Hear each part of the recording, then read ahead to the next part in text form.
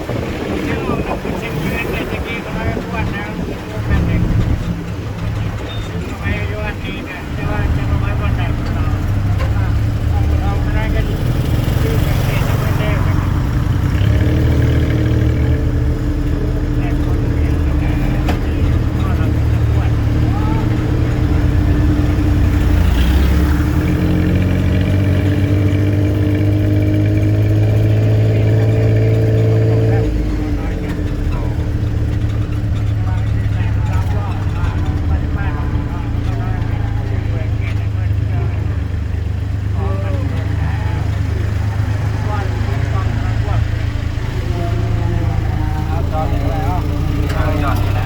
เราซื้อกัน โอ้ยจองมาเป็นเจ้าเมื่อกันเลยเนาะจองนะ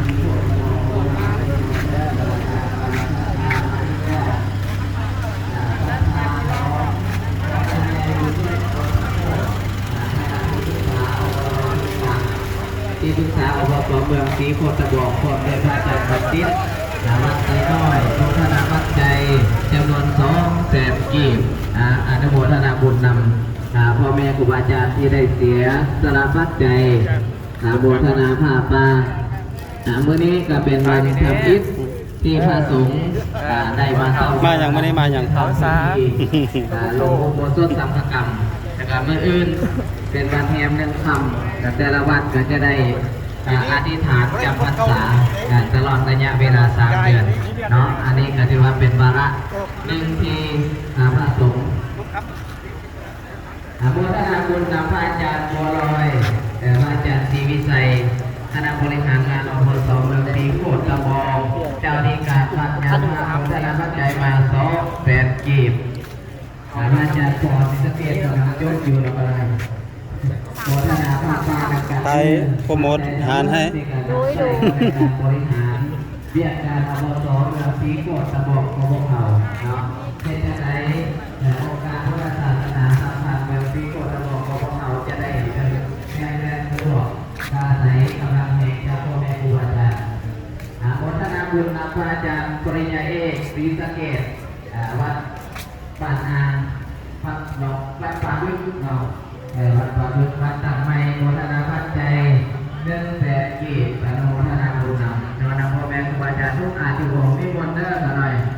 วัดใดเขตใดว่าลงทะเบียนนิมนต์มาลงทะเบียนนำคณะบริหาร